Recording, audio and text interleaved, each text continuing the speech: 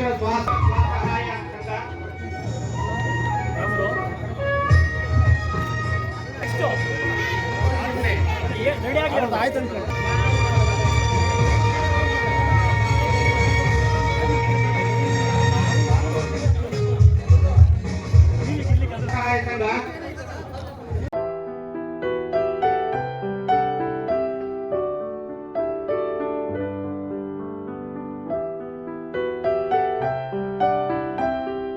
ಸಹಾಯ ಸಾಹೇಬರು ರಿಪೋರ್ಟ್ ಹಾಕಿದ್ದಾರೆ ಅದ್ರ ಬಗ್ಗೆ.